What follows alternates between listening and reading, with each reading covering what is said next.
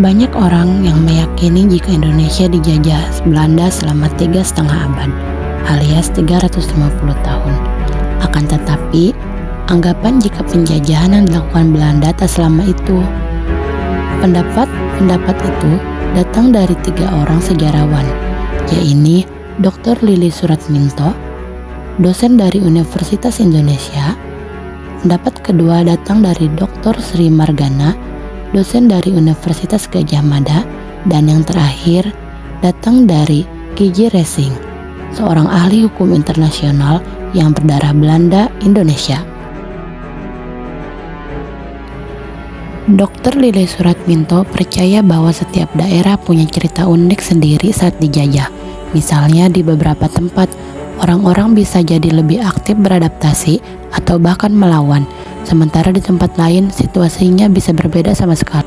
Beliau juga menambahkan yang disebut dengan masa kolonial itu berarti sudah ada pemerintahan lengkap dengan aparat hukum dan undang-undangnya, berikut angkatan bersenjatanya. Itu masa kolonial, masa penjajahan 1800 sampai 1945 ya. Tapi kolonial Belanda sih sampai tahun 1942 sebenarnya. Jadi penjajahan itu cuma ada 142 tahun oleh Belanda. Di sela-sela Belanda ada masa Perancis, masa Inggris. Belanda sendiri cuma 126 tahun sampai tahun 1942. Sejak tahun 1800 sampai dengan 1811 itu masa Perancis, dan 1811 sampai 1816 itu masa Inggris. Yang Belanda kolonial murni itu tahun 1816 sampai dengan 1942, tapi keseluruhan masa kolonial dari 1800 sampai dengan 1942, 142 tahun. Tutur Lele. Terkait mengapa 350 tahun digunakan untuk waktu penjajahan, alasannya karena politikus pada zaman itu ingin membakar semangat rakyat, sehingga semua orang marah dan mau bergerak.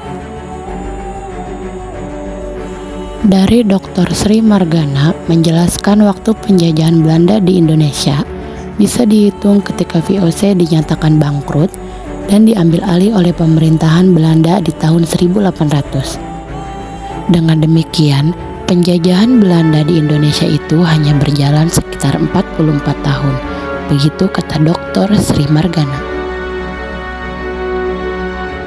Pendapat terakhir berasal dari ahli hukum internasional yang berdarah Indonesia Belanda, yaitu Gigi Resing.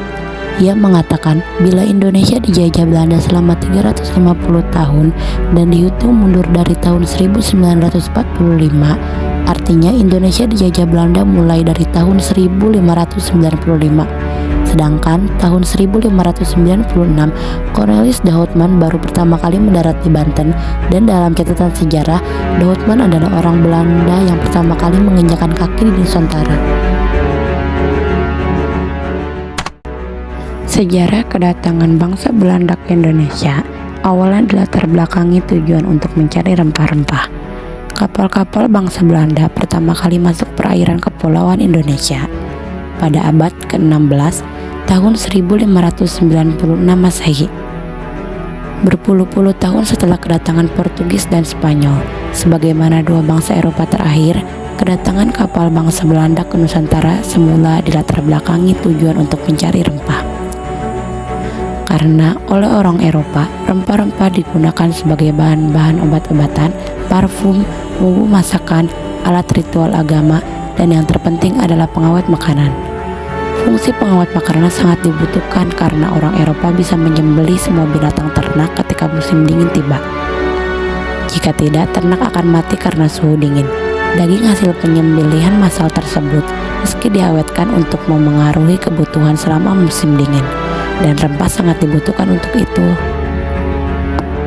Meskipun pencarian sumber rempah merupakan faktor utama pendorong pelayaran bangsa Belanda ke Nusantara, penjelajahan samudera yang mereka lakukan sejak abad ke-15 tidak hanya didasari tujuan itu. Sebagaimana bangsa-bangsa Eropa yang lain, pelayaran para pelaut Belanda ke berbagai belahan dunia didorong beberapa politik dan perkembangan teknologi pada abad ke-15. Penjelajahan samudera yang dilakukan oleh bangsa Eropa dilakukan setidaknya karena dua peristiwa politik penting, yakni kekalahan kerajaan-kerajaan Katolik Eropa dalam Perang Salib dan jatuhnya Konstantinopel ke tangan Turki Utsmani. Selain untuk mencari sumber bahan baku dari Asia yang dibutuhkan masyarakat Eropa, pelayaran tersebut juga dijadikan sebagai sarana misi penyebaran agama Katolik dan Kristen. Karena itu lahir istilah Gold, Glory, and Gospel yang menggambarkan semangat pelayaran pada penjajahan Eropa kala itu. Pada penjajahan Belanda pertama kali masuk ke Pulau Nusantara pada tahun 1595 dengan 4 buah kapal, 64 pucuk meriam, dan 249 awak yang dikomandoi oleh Cornelis de Houtman. Keberhasilan rombongan de Houtman kemudian mendorong pelayaran lain dari Belanda menuju wilayah Nusantara. Pada 1598, sebanyak 22 kapal bertolak dari Belanda untuk mengikuti langkah rombongan Cornelis de Houtman. Kapal-kapal tersebut bukan merupakan kapal kerajaan, melainkan milik perusahaan-perusahaan swasta Belanda. Rangkaian pelayaran itu lantas diikuti dengan langkah-langkah orang-orang Belanda memonopoli perdagangan rempah-rempah di sejumlah daerah Nusantara.